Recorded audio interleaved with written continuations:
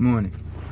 So, wanted to talk to something that I think it's pretty significant when we think about how our minds work. Of course, we talk about physical, the consciousness of a mind, what your thoughts are, and all that. But did you know your physical brain is nothing more? Well, it's a lot, but it's essentially a pharmacy. It's a pharmacy. Your brain itself produces some major chemicals, but then it also orders the production of chemicals from several different glands within the body. And the chemicals are typically based upon the situation or the feeling that the person is going through. The main chemicals that are produced in the brain are your four feel-good chemicals. Your your oxytocin, your serotonin, your endorphins, and your dopamine. These are when feelings of euphoria, feelings of joy, feelings of relaxation, feelings of peace, and it also produces cortisol, which is it's similar to cortisone. It's a relaxer that's usually produced during moments of stress. You talk to doctors, they'll say it's the reason why a lot of people get giant stomachs, because of the stress and the cortisol production. But it also orders the production of chemicals through different glands, adrenaline, and epinephrine, and things like this. Even insulin production is regulated by, everything's regulated by your brain. I say this. The major chemicals that the brain orders are typically in response to heightened sense of emotion, the heightened sense of stress, or the heightened sense of danger. No matter what the situation is, it's actually our sense of it that triggers the brain's production, or the brain's ordering of the production of these chemicals. And then the chemicals, what do? Remember, your heart is the blood distribution center. So basically the chemicals then catch a ride on one of the main arteries, get to the heart, and get pumped throughout everywhere in the body. So when you're feeling a state of euphoria, the endorphins that your brain produces not only stay in your brain, they get pumped into your central nervous system, into your cells everywhere else in your body, and your muscles and everything, and you get a full body, physical, mental, and emotional sense of euphoria. The same with stress, the same with worry, the same with danger. Every intensely felt emotion that you end up getting a physical reaction from is because the brain has ordered a chemical that corresponds to that sense of emotion.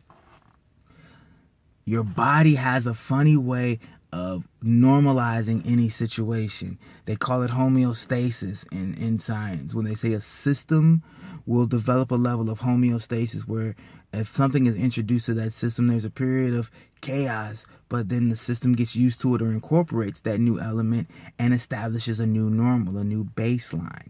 Our bodies is one of the most complex systems in nature. I'm just strictly talking about physical right now. Complex system.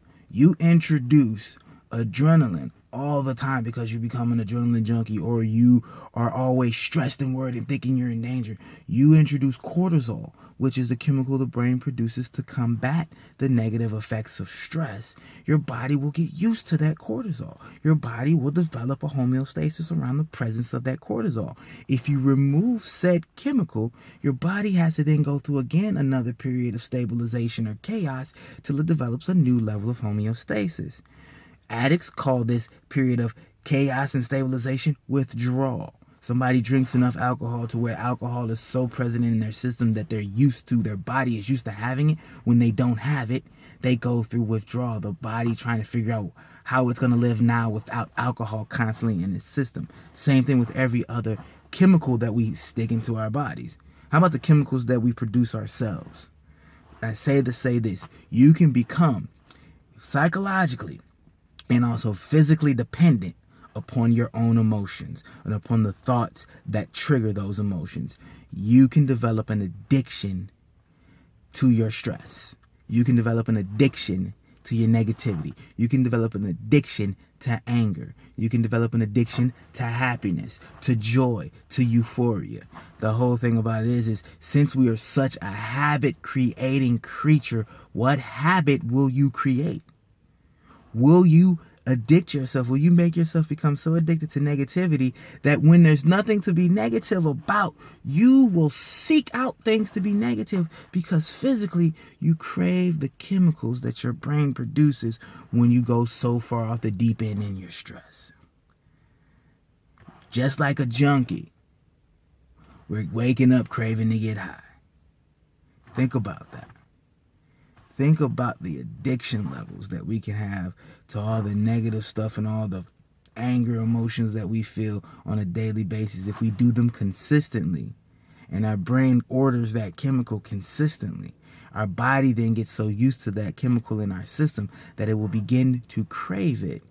And then we will find ways to trigger our brain to order it. And this is all done unconsciously because we've become addicted. And it's so subtle we don't even know that we're addicted. So when you're trying to change the way you think and way you feel, you're going to feel periods of chaos and you don't know what to do because that's you psychologically and even physically going through a withdrawal period. Ride it out. Ride it out and change your life. Ride it out and change your life.